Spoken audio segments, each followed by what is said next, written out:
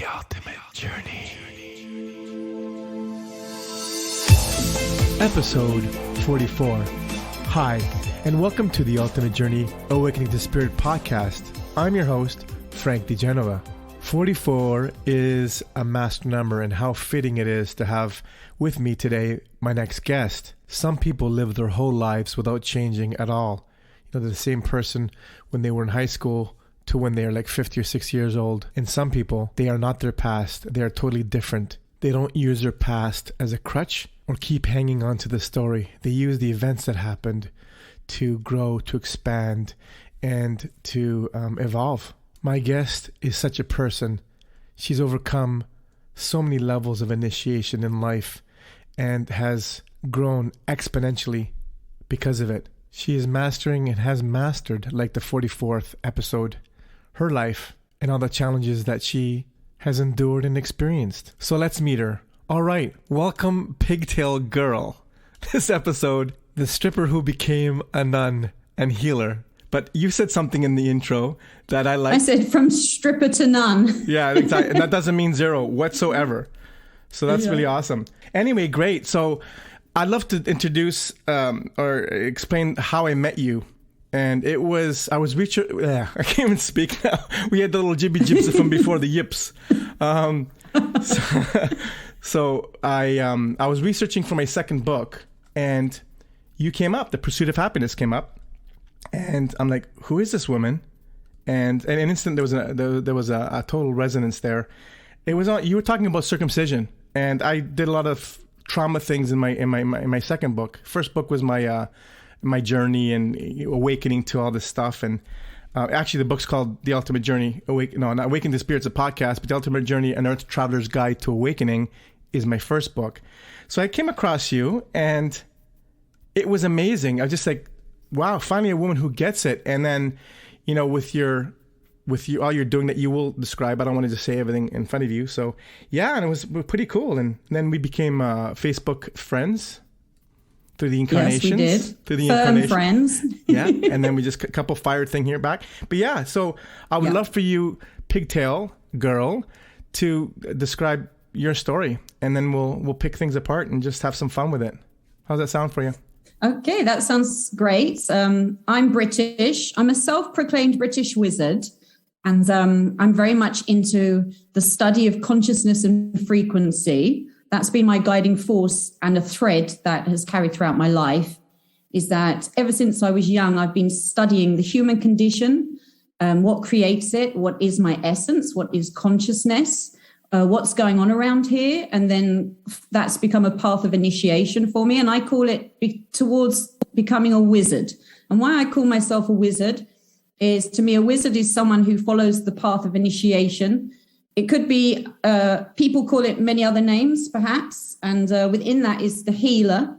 The healer is one of my paths of initiation that I follow in this lifetime, as many who follow the path of initiation have to go through. But instead of only working on self-healing, I've decided to open it up to also help others with their healing and transformation. So I'm very focused on that. I'm very focused on the perfection of self. Not that I believe I'll ever make myself perfect, but I believe it's a noble pursuit to at least try to aim to be the very best you can be all of the time. And by that, I don't just mean the best looking or the most rich or the most successful. I mean the best that you can be, the most righteous, taking correct action. The path of wizardry is a path that you have to open up to through stages of initiation of impeccable behavior. So every day you have choices, and you have to be able to make the ethical, moral choices to open the universal creative forces up to you. So to access, a true wizard can access the etheric, untapped resources of creation. So I've got a little fly now flying around me as I say that. A little friend's coming to just add some drama to my story. Yes, little creative being there. Not micro droppings, but drama.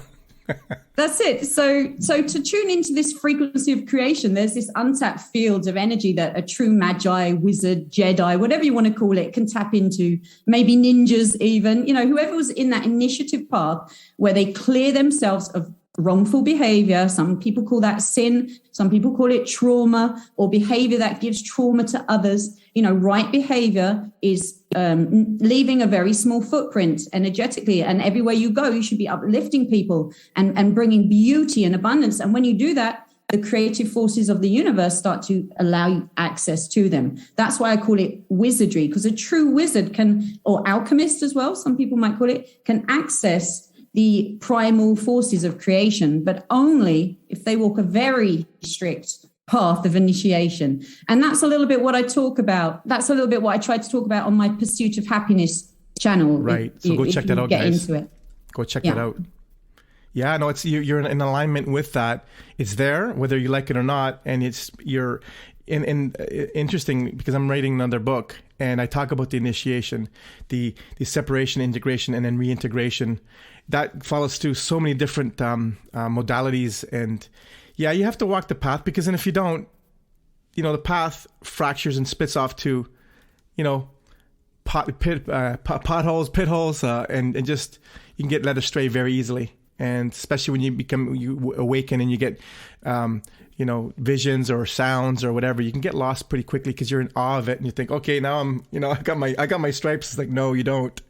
No, you're not. You should never go into the ego, and that's very much the path of the wizard. Right. Whether you walk it on the right side or the wrong side of the path, and depending on what side you walk, will be deciding what energies you're allowed to access. You see, that's how it works. So if you're walking on that dark side, you're only going to access those lower, as Starfire Talk calls it, DMA energies, the satanic energies, you could call it, whatever you see that dark energy as.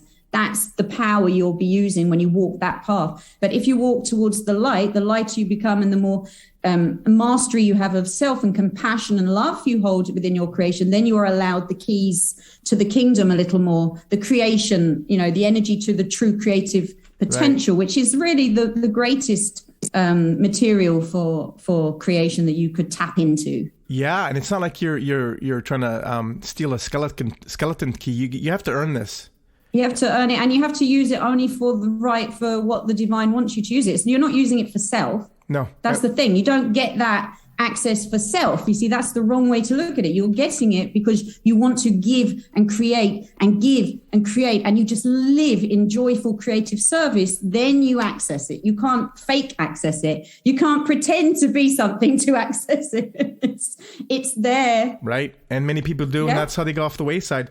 Now, this is not a wayside and non-judgment, because we're going to talk about your early, not early, because I know some of your story just through interactions and seeing your posts and listening to you a little bit later, when you were dancing. And I like to share my stories with strippers or peelers. I don't know how you guys call it in the UK, but strippers. We say strippers, we call ourselves peelers, strippers. Whatever. I've always been fascinated with strippers for many, many reasons. First of all, the power to seduce the goddess. I was always into the goddess energy, and the ability to for a stripper to, or just an entertainer, whatever you want to call it, is to make your living and sell the fantasy and let the guy or whoever you're dancing for believe that just maybe he might have a chance with you. I've always admired that ability to have that threshold, knowing when it's going to be, okay, this is too much. Give me your money for, you have to make a living, to the point of, hey, maybe I got a chance with her. I'm going to slip her another 20. That, and it's amazing. And just the inhibition to go up would be that I've always honored that, because I've always been self-conscious of my body through birth, because it was a traumatic birth experience. I've never felt grounded or integrated into my body. So that part too. And whenever I would go to establishments, I would always say, okay, who are you aside from all of this? I would want to know their name, what they did. And I got some pretty good conversations and information, just casual. And I can honestly say I've never paid for a dance. I've had dances, but I've never paid for one, and I'm proud of that. And I had a conversation with one dancer, and I says, I can talk to you like this because I didn't pay. I'm not a customer because I didn't pay for a dance. And then she goes, you're a customer the minute you walk in the effing door. I'm like, okay, well, that's just a matter of opinion, right? So it's just the whole thing of that. The power, this, and also the tragic side of it is what prompts someone to do that, to reclaim a power that was perhaps lost or violated in youth. That's the way I look at it. And so I have compassion in that sense and lust, if that makes sense for you. And also, it's almost like that Madonna Whore thing, but it's not, because I'm like, I value you as a sister, as a whatever, in our cosmic, family. And, there's no right or wrong per se in your own experience, but there is right or wrong. Like, you can't go against gravity or anything like that, because you can't just go la la la la and say, I'm not going to splat. So, having said that, I'm just to say just a couple things. I had one experience where I had a free dance because I had a hair salon in Yorkville in Toronto, and there was a famous establishment there, and I would go sometimes and just hang out and drink beer with buddies. And I was there after maybe 7-8 years, and I recognized one dancer, and I went up to her, and I was drinking and stuff, and the days was like totally into the kind of lower vibration. I said, "Hey, how's it going?" I won't say any names or where it was. And I said, "Do you remember me?" And she goes, "No." And I remembered her name. And I said her name. She's like, "Come on, XX. You don't remember me? I was your best customer." And I wasn't. And she felt so bad that she gave me a free dance. And we were bar hopping, and I somehow got an 8-ball, not a cocaine, but an 8-ball actual billiard ball, and I gave it to her. It was like the weirdest experience. But anyway, so it all had meaning in the moment, right? And one last thing that I was going to share, and then you can go on and go for a run there, is that there was one time that I had a dance, not paid for again. I knew a woman that her sister was a dancer at this establishment, and she invited us to come. And so I liked her sister, the dancer. So anyway, we went over and with a bunch of people, and I wasn't looking at her. She was trying to get me to go, and I wasn't looking at her. I was talking to other people. And then she comes over and I says, "Listen, I won't pay for a dance. I'm not doing this. This is just to have fun." And she goes, "We respect people like you." And I don't know, whatever that means. I have my thoughts. And then she goes, let my friend dance with you, for you. And like, I don't pay for it. I never paid for it. Not that I'm trying to say I don't pay for strippers, or just. So a buddy of mine said, "Okay, I'll pay for you." And she actually gave me a discount when she was trying to negotiate to dance for me. Her friend. Anyway, she danced, and I said, what did you do? Because I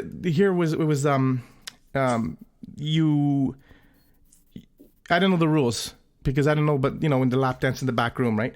So she goes, "Oh, you're in for a treat." I'm like, "What?" Because, "Okay, what do you do?" And she goes, "You can't touch me here or over there." And I said, "Okay."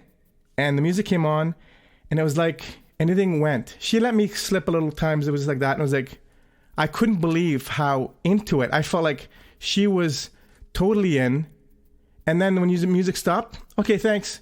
Turned it right off. And I'm like, F you, but I admire this so much. Mm-hmm. So anyway, that's my experiences.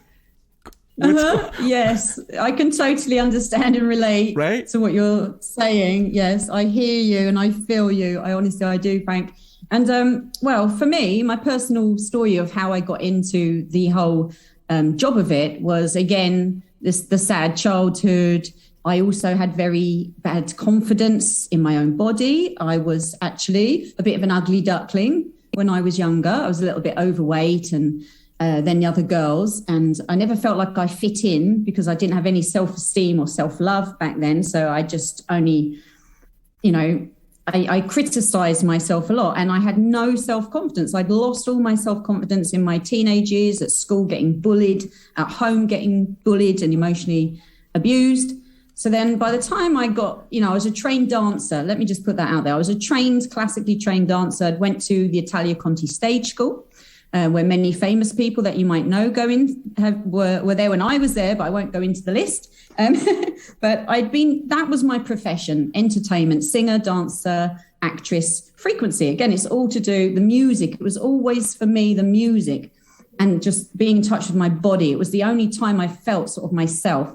And I could, for a moment, forget all my insecurities and self-esteem issues, when the mirror wasn't there and I wasn't looking in it and I was just dancing for me, that I was so happy, and singing. I was always praising. That was my happy place to be. It was my therapy space that I'd created for self. Creativity and frequency and singing and movement was how I healed myself, I guess, to make it through the hard times. So music for me was very important. Dancing was very important. And then when I was about 18, my mum kicked me out the house, and there weren't very many jobs that I could get that were going to pay well, especially not. I was living in London. London rents and life is expensive, right? You've got to get a job. £600 job or £800 job in a bar or whatever a month is not really going to cut it in London. So I'd also had some very bad romantic experiences with men at the time, I remember. So you know how it goes. When you have no self-esteem, you attract toxic relationships, right? You don't think you're worthy, so you attract that reflection that shows you how unworthy you are. So I went through terrible relationship after terrible relationship, very short relationships, but damaging, to the point where finally I remember it was all around the same time. It was like this epiphany moment, as if the universe was just trying to get me out of this doldrums that I was in, because at the same time I was always seeking something inward. I was always talking inwardly, questioning. You know how even though you don't know if anyone's listening, I was always just, what's this?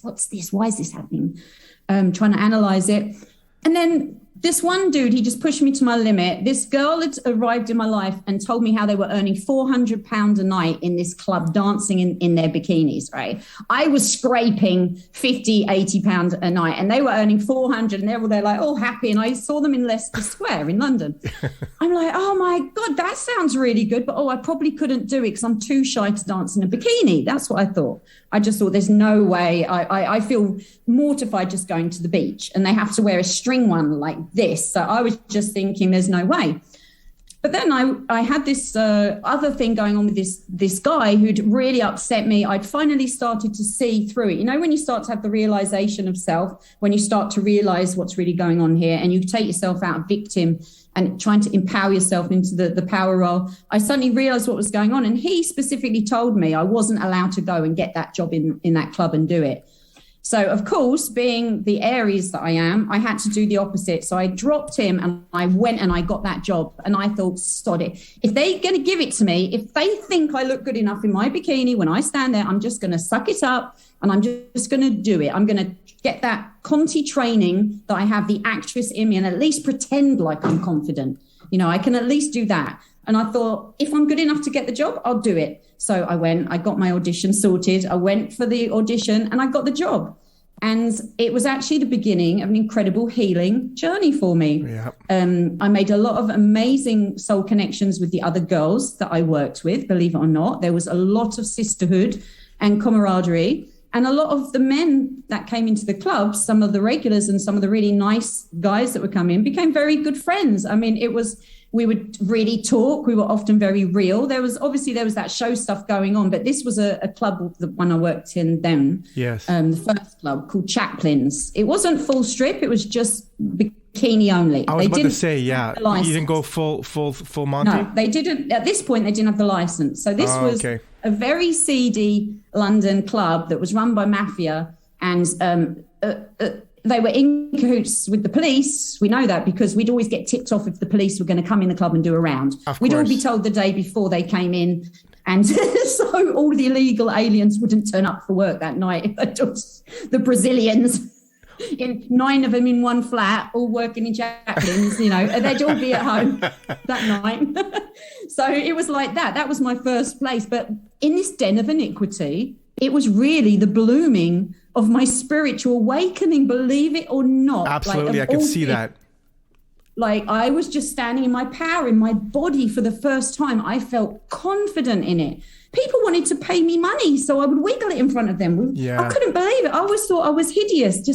I had this such body dysmorphia. Yes. I was suffering from that like an anorexic. I had something wrong mentally that I needed to adjust. And doing that job, helped me remedy it. You were talking about how, insecure you felt in your body. Right. That was me, but I had that actress training to override it, right? Until you became it. You just have to Yeah, fake it till you make it. I was going to say that. It Yeah, that's amazing. Amazing. until I made it. So you got the, because our unconscious or subconscious always aligns us to get what we need, what we lacked. And that was your approval that you needed, that nourished you and that fed you.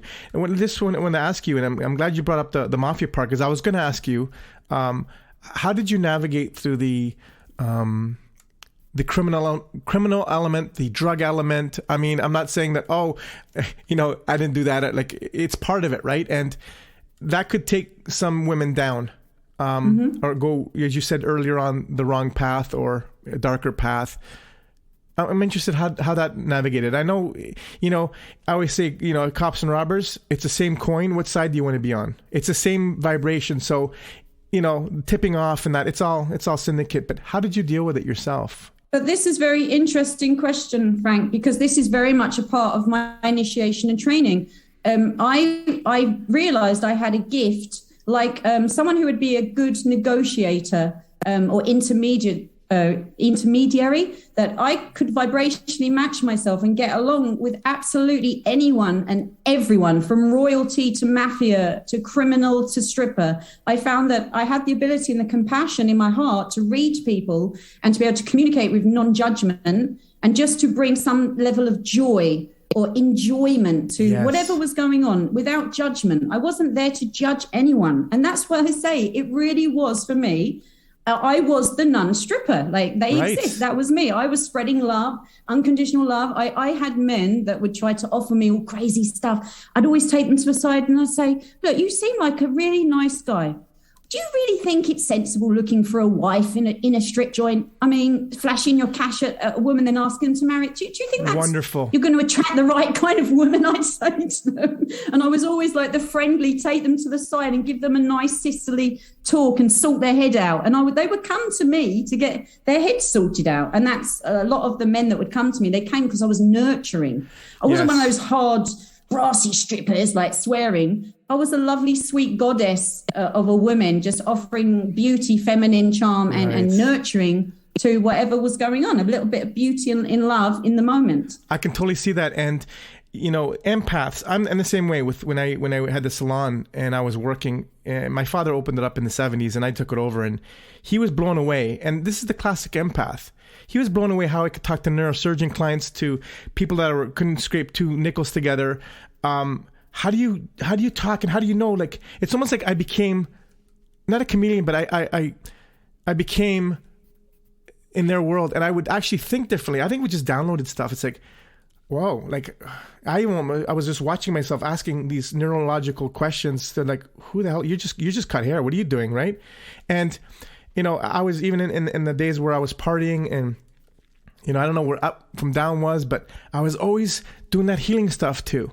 In those environments, it's like you're partying, but you're doing healing work. It's such a mind fuck, and it's like, it's amazing. And that's just true empath. I could see you are a true empath. That's why we connected, I think. And I should say feel, because feeling's empath and thinking. It's playing the two hats, because you felt that pain, that pain, and you're like, hey, I'm in hell with you, but let's walk out together. I can hold space for you. Thank you for saying that. And I think that's what I was looking for in looking, not to find a stripper. I wanted to seduce them myself, saying for my approval.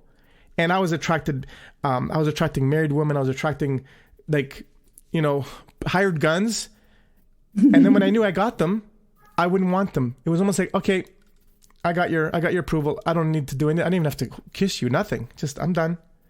So, yeah, that's wild. Amazing. And then?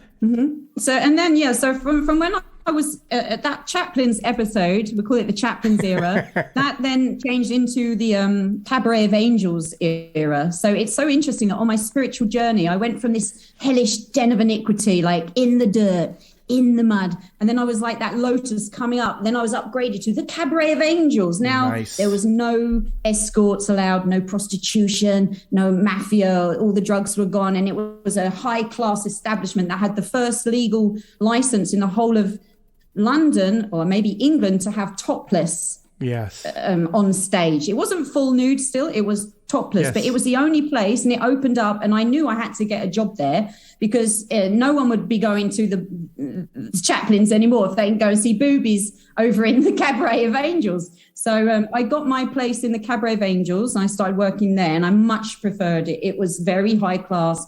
And we had clientele from all around the world, you know, Hollywood film producers, people from entertainment industry, business, MPs, politicians. You know, we used to see it all in there. Yes.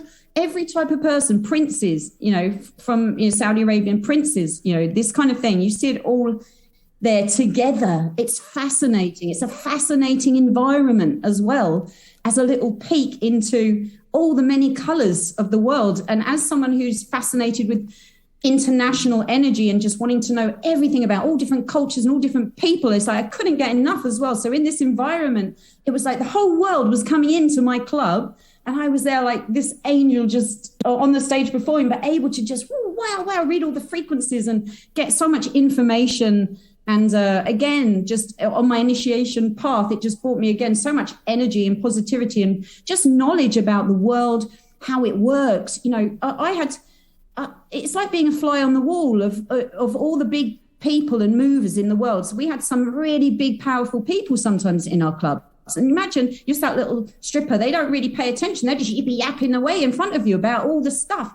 I heard so many things, and it at a very young age, I was no longer a fool. At about 19, 20 years old, I knew how the world worked. Yeah. I was very aware. How it really worked. Yeah. How it really worked. Not the false facade of how it worked. But when I saw how the clubs were in league with the police, and how there was people from the government, they were coming in here, and there was the prostitution, and there was the drugs, and I saw it because I was in that den of iniquity working my little initiation path. Like, oh, okay, this is how it works in London. And I see you here. I see you here. Mm-hmm. Then you see them on the telly and you go, oh, I remember you in Chaplins. Yes, exactly. Or you see them standing for Parliament. Right. And, you know, you see movies and, you know, read alternative kind of information of how it really works. Like, and you see how they have a double kind of, they have a facade on the screen, and then they're, you know, they do their. So having said that, Pigtail, so you go from the lonely older man or desperate man trying to give you some money for whatever to power elite, Kabbalish elite, whatever you want to call them. Being fly in the wall, or maybe a what do you call it, a butterfly in the wall because you were so colorful, and getting the. What was the difference? I know obviously it's a different class, it's a different power class, it's financially it's different, but the actual vibratory rate of that, how did it differ, and how did you react to the difference of that? Like, what was, how did you? I know you've adapted and chameleonized. I'm just going to make up a word, and it was another level of initiation. Yes. Now, how did it differ from the poor? Kind of, here, can you show me your you know, your bum, and can you hug me a little bit, to I can destroy you, and I can have you killed in 10 minutes. How did that I saw all the different frequencies of people in there. And let me tell you, everyone, when you really, as an empath, and as they know, I later transformed into an intuitive healer. So I've intuitively been reading people my whole life, but not really realizing what I was doing. So all I was doing often was just completely scanning anyone that I was, and just reading them and understanding them. And you just see everyone has so much trauma, pain, suffering, issues, confidence issues. You'd think that the people that were very rich would be so happy, but then you find out that they're terrible drug addicts, or they can't get it up, or they're miserable and they're depressed, and they've got some illness as well. Maybe they've got HIV, and there's just so much going on in the upper classes. Right. Like, you'd think they'd just have it all. That yes, some of them are very swanky and confident, and in fact, the people who are more like government-based or mafia-based, they have the most confidence in self. Like they're just like, you're just really there, like, the butterfly to please them. So certain people have a lot more confidence in themselves. But I would say people in the entertainment field and all of those fields, artistic fields, and that whole Hollywood vibe, my God, there was so much neurosis and lack of self-esteem and mummy daddy issues and ego issues and completely spiritually lost issues. Yes. You know, I remember once this Hollywood guy had booked some of us girls to go to a private party. So we would dance in our bikinis and generally make the place happy and nice. And it was just because he had a script writer who had a block. He couldn't write anything. He was in a flump, and they were in this massive mansion, huge. I've never seen such a big place in my life. I was just like, whoa. And he's just lying, you know, the same as if he lived in a bedsit. He's just lying there, empty pizza boxes, totally depressed on the sofa, like perking up now. The girls are here, some music's on. Probably he was given some or something, you know, to get his creative energy going, just to give him some energy. Wouldn't leave the house. You know, so it just showed me that no matter how powerful or rich or whatever, when you really break people down, there's just this trauma, this drama, this distortion, and it's a human condition that we all share. Yeah, right? And they all suffer from the four-letter word with the F word is fear. It's all it is. Yeah, you're either connected with source or you're not connected with source. Yeah. Yeah, amazing. Full of it. Yeah, and even the ones that the government mafia type of individuals, that cockiness and thing is fear too. Because why do you have to be like that? You know, it's bravado, right? And what are you compensating for? Mm-hmm. Right? And you can intuitively pick that up. And we're gonna move on to the next thing. And you know, I silently cheer you on and laugh and smile inside because we share, I mean, not only with the video of my research for the book, but every time I delve into something, Pigtail Gurl is doing a video on it, or I'm like, how is this possible? Like, for an example, when I wanted to learn body talk, I was into learning the Psych K. I read the emotional code release technique with the magnets. I did all that stuff, the heart walls, tapping. But what really blew me away was the solfeggio frequencies, the binary beats, the Schumann resonance, the subs. The subs is, and I know you continue doing that, and we'll talk about that.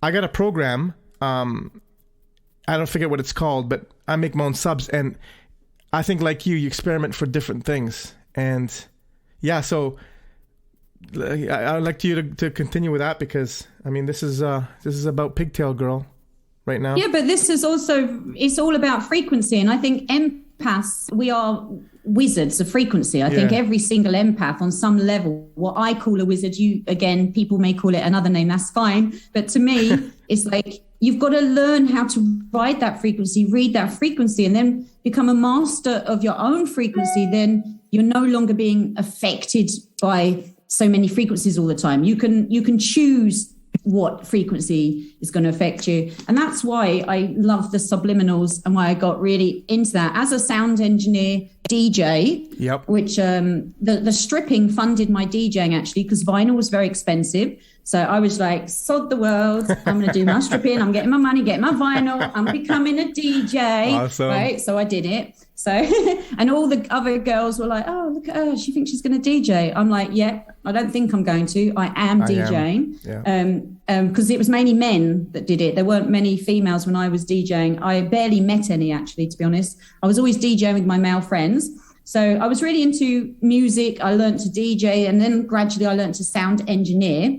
So as I started getting into healing and being able to do the body talk and learning about the psychology and all the ways you speak to the body and all of the levels of consciousness and in relation to separate issues, that we go through in the body, it then drew me to using subliminals, because I can understand how those would bring a positive effect to you. And I think it's another layer. I think it's good when you're healing yourself or balancing yourself. They have many, different frequency things or anything that helps you. It could be anything. And then you have a few different things. So I do quite a few different things in my day to keep me from losing it in the times of cray-cray that we find ourselves in. Exactly, cray-cray. Yeah, so the subliminals for me was just it was a no-brainer with all my background in sound engineering and DJing and singing and producing, that I would make subliminals. And I wanted to make them myself because for people who don't know what a subliminal is, it's basically just some frequencies that you choose that I always choose ones that will go with whatever condition that we're treating. Say it's confidence, just as an example,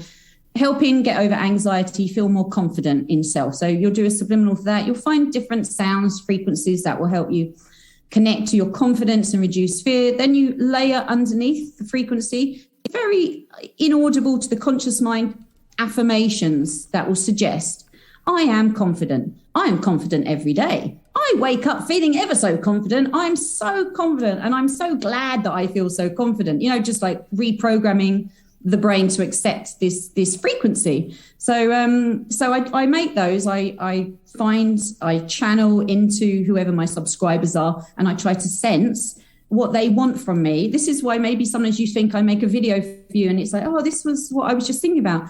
Because as an intuitive, what I'm doing is I'm connecting to whoever's subscribing or following me, and I'm trying to figure out what's the best way I can serve them and then give them what they need in the moment. So that's what I focus on in my channels, to try to find what does this group that's tuning into me need from me? How can I help them? What can I give them on a frequency level that's what I can give, that's going to help lift them up, that's going to help them succeed?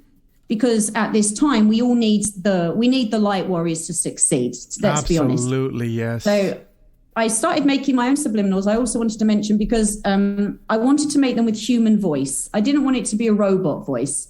I wanted it to be truly intended words spoken with intent and visualization and energetics. And I charge myself up before I do any work, and I tap out my cortices and I use my body talk, and I'm thinking about the healings as I'm saying the affirmation. So I'm encoding them into my treatments. It's like a subliminal with a treatment encoded into it through intention, which you just couldn't get with a robot, right? Well, the robot is the AI, which we don't want to be amalgamating with it at all. Never mind the subliminals. There's no soul. Right. It's all AI algorithm. It's like, absolutely. Yeah, you don't want to train your brain to allow a robot to tell it what to do. It's more than we have now.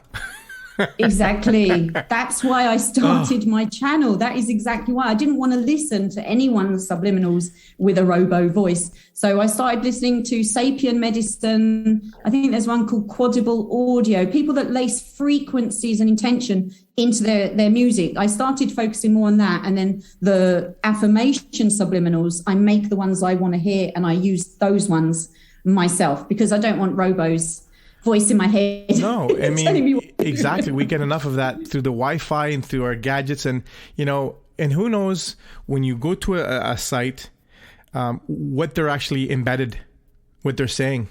I mean, I remember one, it was like, I was going through some subliminal channels, and I saw and heard one, and it said this could be one. And it was like, it was a satanic voice. It was just a kind of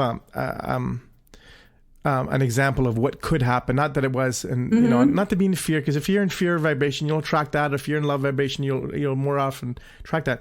But it was like, oh my God, yeah. It's just like, it's good to have discernment. That shows a strong, huge. As an empathy, you have to have a strong Wei Chi field. A Wei Chi field is your protective field. So when something damaging is coming in, it will go through the Wei Chi and let you know, oh, you need to stop and check this. It's okay to be open and loving. But it's also okay to go, oh, stop, check this. Because they're always going to try to get to you if they can. And there's a back door, and there's a side way, and there's a downward way, and there's always different levels, even different ways. Right. And when you do ascend, and you raise your vibration, there's I'm not saying there's a negative, but there's more traps there for you, because the whole purpose of us is to escape this matrix, and there's designed at every level. There's always a trap that you have to have discernment. And you know, another thing I'd like to say is you think you're healed sometimes, and out of the blue, you know, you've done all your work, and out of the blue, you just get triggered. There's like somebody pushes a magic button, you hear a word, a smell, and your body goes ape shit, and you're like, I thought I healed that, and I wrote in my second, I was in my second note, I'm working in my course, and I say that you can heal it from your intellectual part of it, but if you don't heal it from the body, it's still there. The body never forgets. And you know, is that what the tapping does? Just kind of say, hey, I'm here. Let's wake up. Let's talk. Is that what it's all about? in body talk? Because I never got into that. In a way. So well, with EFT, that's exactly what you're doing. Right. You're accessing energies that are trapped in nerves and joints. But in body talk, it's slightly different, because what we're actually tapping on usually is, it's to let you know, but it's very specific in body talk. So first of all, we tap the right and left brain, because in the brain can produce solitons, electrons, and protons in the prefrontal cortex and frontal cortex area, that when you activate, that's the first level of healing. You have to activate the energies and bring it online. So you're saying to this brain and the energies there, get ready. The innate wisdom has already observed what we need to focus on. Now we're doing it. So you're activating this, you're bringing on your healing scanning tool, which is your brain. Then we tap the heart, which is to say, okay, now we're going to store the memory of this healing, because we're addressing it. Body, remember that we're releasing this now. Then we tap the navel, this area here, the belly button area, to say now we're fully assimilating this, energetic we've seen. And when you've assimilated it, now you're telling the intestines, you can do your job now. You can assimilate it to get rid of it, because that's your full system of healing. It's the brain down to that heart, down to the digestive systems. And what happens when you have blocked things? When your brain, your heart, and your intestines are all working together and fully in alignment, your body wouldn't go out of alignment. As soon as there was an emotion, you'd be able to deal with it properly. You'd send it here, you'd send it there, right. Digest it, assimilate it, out it goes. You wouldn't have any problem. But because we live out of balance, we don't have right, left brain activation. We're not fully linked up here, and it's not communicating with the heart down here, and it's not talking to the enteric mind, which is in the belly button. So that's your system is offline. So body talk is always reestablishing the innate natural system of the own body's immune system. So it goes, that's why we do that tapping specifically. But if we want to bring an area in, so say I'm doing the basic tap, maybe I want to tap kidneys too. That will be saying to these energies, look here, there's something here, look here, go here. So you're saying this bit needs to look here, this bit needs to look here, and this bit needs to look here. Yeah. So if you can tell these three centers to go and look at something, say this is that, I want that gone, I'm letting myself feel it. Okay, I don't want to feel that emotion, but I'm just going to let it return. I'm going to feel it. Okay, I feel sad. I felt angry. Yeah. Okay, I'm ready to let that go now from here. Tell the body here it's there, and then you tap it out. That could be like a quick basic body talk that you might give yourself. Yeah, it's like integrating the three amigos, the three brains, the mind, the heart, and the gut. Yeah.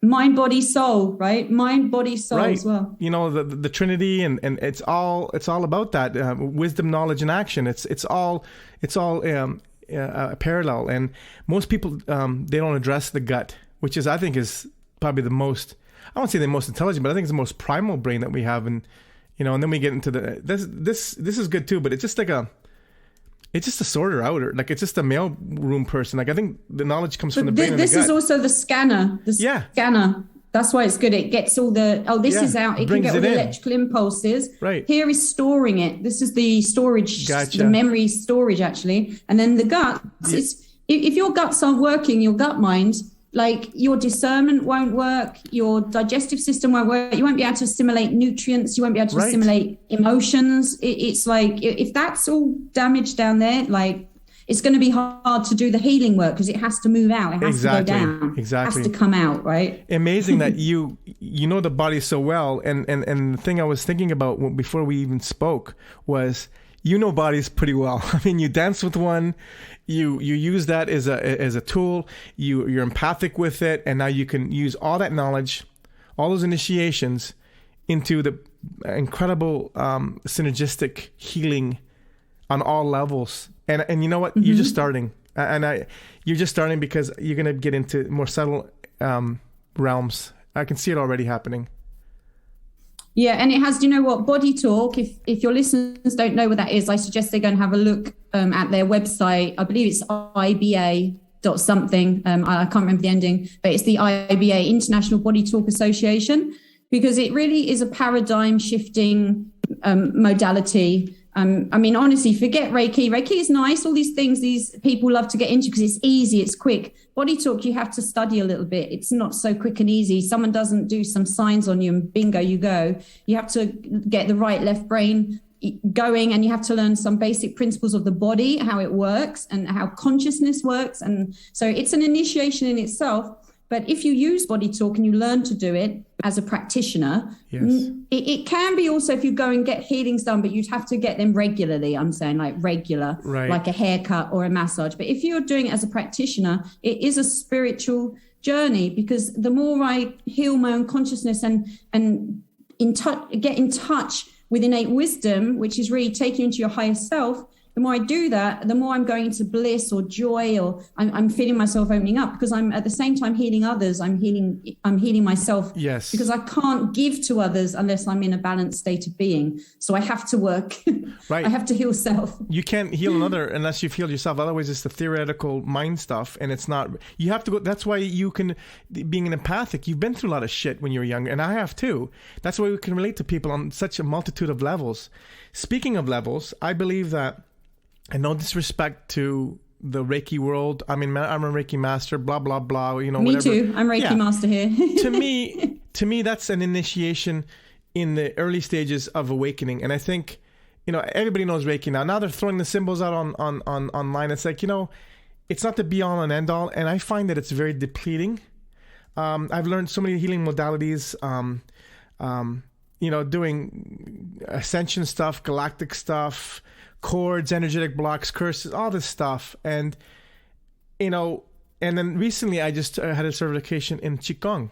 And what I like about Qigong is that's not depleting.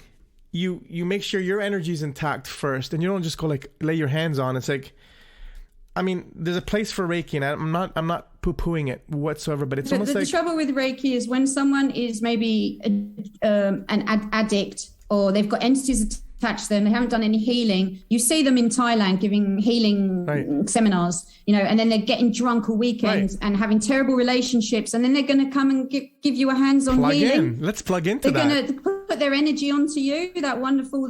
Yesterday you saw them blind drunk running down the road screaming at someone and throwing bottles. The next day they're doing Reiki on someone. See, there's no spiritual, unless you're on a spiritual path, the nun path that we were talking about, the tribute to the nun. But if you're not on that path, you can only give what you have. Yes. So the thing of Qigong and body talk is you have to walk the path of hard work. Nothing is quick and easy that's worth any value in life. Agreed. And if you can have someone who is a fantastic Reiki healer, but that will only be because they've done some work on themselves that has led them anyway to be a gifted, energetic healer. You could have someone else who'll just be passing their entities and addictions down through the energy into you. You know, you have to be people very don't mindful. like to think about that, but you have to be careful. You do, and it's happened to me like many, many years ago, and it's like I remember having an ailment, just a pain, and someone offered, and I was naive. I wasn't like, you know, boundaries and all that stuff, and, you know, approval and all those things. And a woman that was kind of sketchy, but, you know, she laughed, and there was a cafe next door to the salon, and she just appeared, you know, with a dog, a white dog, like she looked like she was like, you know, Queen of Sheba type of thing, and I was complaining about something, not whining or complaining, but just saying, because we were talking back and forth. We had a common hallway in the back, and we're just always bickering, not bickering, but sharing back and forth. And this woman said, "Oh, I can help you." I'm like, "Okay," you know, like stupid, right? She put her hands on me, and I was sick for days. And I learned, I learned boundaries. I learned not everybody's going to touch me, because exactly, I just plugged into her bullshit, her entities, her addictions, her fears, her guilt, her obsessions. And when I do any healings, I make sure that I go from spirit to soul, to spirit of the other person, and to soul. So there's a filtration system there where I get out of the way. And if I don't feel right, I'm not even going to attempt anything. There's a point I wanted to make that I just see if I can remember this. Yeah, I forgot what I was going to say about that, but I'm very mindful of who I touch. Oh, and I've learned about boundaries too. I used to come in with people. I mean, I have a hyper kind of charismatic when I was younger, and, you know, I numbed it out with alcohol during my teenage years, but I've got this ability to kind of get into space and expand my energy, and in the life of the party type of thing, the hooligan, the fun guy. Meanwhile, I would come home crying, and I'm like this clown everybody loves, and it's like I'm like going to have to kill myself, right? When I get home, people's space and boundaries. I used to come in hot, like too strong, and I used to rape people with my energy. Now it's like I'll look at someone and I'll kind of mentally talk to the subconscious, say, "Hey," Am I okay to get into your space? When you're in a subway, you just shrink your space down, and when you're on the, what do you guys call it, the tube? But no, subway. Yeah, we call it subway or tube, or the underground. Right, and everybody's kind of like condensed their aura. Nobody wants to get, and you prepared it. But when you have close talkers, when you have people that are invading your space, that to me is a violation. And when you get into becoming an empath, you know people's energetic spaces, and you don't violate that. Mm-hmm. Yeah, it's pretty wild. It's a sacred space. It's a sacred space, and no real healer would force themselves on anyone, and they especially wouldn't work on anyone if they weren't in the right state of mind, as you said. Right. If I'm not in the right state of mind, I can't do sessions. So I have to cancel any sessions I would have if I'm not able to do it. And that's being responsible. Because I have to be able to actually go into something in body talk we call the zone, which is just like you said, you're gone out the way and you've got to go completely like a pendulum so you can talk to innate wisdom and get the answers and scan. You can't scan. You can't do it with the brain. So the thinking little self has to move out the way, and you have to access the higher self to then scan it, and you just observe and report it without any manipulating it in any way or any feelings involved or any expectation of what it's going to look like. Yeah. So, and also with the healing, in body talk is also the healing is really coming from the clients. It's not coming from any energy outside of the client or bringing it through my body into them. Excuse me. It's actually the innate wisdom is just being telling me what it is that I can observe, that the body's systems can't quite figure it out. So the innate wisdom knows what's going on, you see. So you can go to the higher motherboard, go, what's going on? So then you go, translating it down here because there's a missing link, right? So you're like, there's this. And now we're just going to go at this. It's going to be better. Then you know how to correct it. And it's like the body of the client is in control all of the time of the session. It's never me. I'm not really doing anything. I'm just a puppet I'm a conduit holding space. That's all you're doing. There's nothing to it more than that. There's no motive. There's no intention. There's no ego. It's just, and that's a true healer, not just like you come hither like, oh my God. And I find that a lot of the earlier on when people are awakening, they have this come hither, I will heal you type of thing. It's like, well, no. So we're coming on to 50 minutes. I usually keep my podcasts to under an hour if I can. Good. We can wrap it up. Because, it's not all drives and journeys are this long. But I love that we shared and we finally connected. And is there any kind of things you want to add just before we go, before you say all your details and my main message really is that I hope I can pass on to people is just how powerful they truly are underneath it all. If you take away the drama, the dross, the trauma that you've been through, and you really could see who you really are, the way I see people when I look through them, if you could see your true beauty and power, you would just be so grateful every day. You'd be celebrating. And I know it's easy to say. And of course, I'm not always feeling joyful and leaping around celebrating. But when I'm in that down state, it's connecting back to that simple thought of who I truly am and what I'm connected to that reminds me to be grateful and celebrate when I'm in that down space. And at this time, a lot of people have been in that down space. So I just want to remind people that they're wizards too. Everyone's a wizard. Everyone's got the divine spark in them. And you can find some help with my subliminals. If you feel a little down, you need some lift up on Subliminal Junkie. Do that because they do help if you find yourself in a slump and you're finding it hard to connect to that joy, or that celebration or that gratitude or any of those, higher states of being. So I want to touch and reach out to those people who are feeling down, and just to remind everyone to never forget their true power. That's amazing. So where can the listeners and your listeners, well, they know you already, where can they contact you? You said Subliminal Junkie is one, is on YouTube. You want to just fire out all your links and details? Yeah, and then we'll because a lot of my details as well you can find on my YouTube channels. Sorry, I've got a little bit of frog in my throat. I'm just gonna have a water as well. There's a meme for that. I know you love memes. I love memes too. Yes.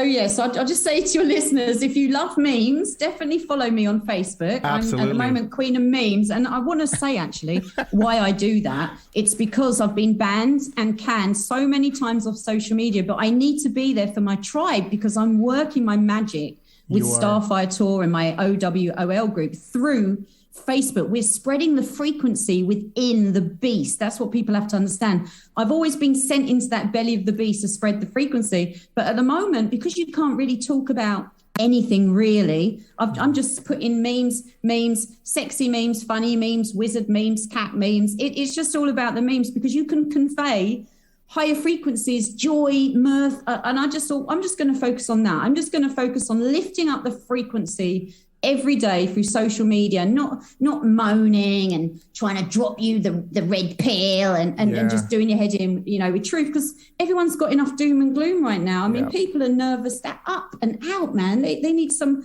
lifting you up vibes, Absolutely. So if you like memes, you want to be lifted up, get yourself over to what I offer. Facebook, you can find me, Electra Fioness. You will see this on my YouTube channels. Grace Hope, you can find me as, but there's many Grace Hopes. But again, or Frankie can put the link here. You can find me on YouTube, The Pursuit of Happiness channel, and Subliminal Junkie on YouTube. That's with a JUNKY, so Subliminal Junkie. That's where you'll find all my free healing subliminals. You can also listen to the amazing podcast that I'm honored to be doing with Starfire Tour about all things paranormal, aliens, ETs, time shift, timeline edits, sightseeing, predictions, all the weird woo stuff you can imagine. If you like that kind of thing, definitely check out the Time Chronicles that I also do on YouTube with Starfire Tour. And if you want to just reach out and get in touch with me for healing sessions, you can find my Calendly link that I will provide with this podcast if Frank wants to post it. Or again, you can find it on my Facebook page or my YouTube channel, just calendly.com/I am Pigtails, I think, or it might be Pigtail Girl. I'll have to check that one because I just copy paste it. On Calendly, I have a for booking healings with me. People. I am Pigtail Girl, I think.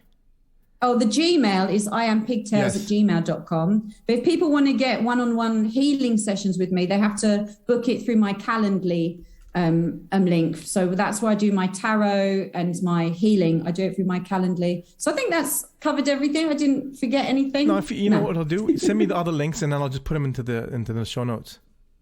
All right, my dear. Excellent. This was awesome. I loved it. I mean, it's been a long time coming. And yes, it has. This has been fun. It was really fun. Thank you so much, Frank, for everything. And for finally getting to speak to you and hearing your wonderful accent is just amazing. Yeah, okay. Love it. Since the UK is older than North America, I'll take it's our accent. I get it. I couldn't speak it like this because my first language was Italian. So, that's great. So thank you very much, Pigtail Girl. And so thank you for listening to the Ultimate Journey Awakening to Spirit podcast. I'm your host, Frank DiGenova, and until next time. Thank you for listening to the Ultimate Journey Awakening to Spirit podcast. Join me again next time for more spiritual talk. You can reach me at info@theultimatejourneyawakeningtospirit.com, and you can also visit my website, theultimatejourneyawakeningtospirit.com.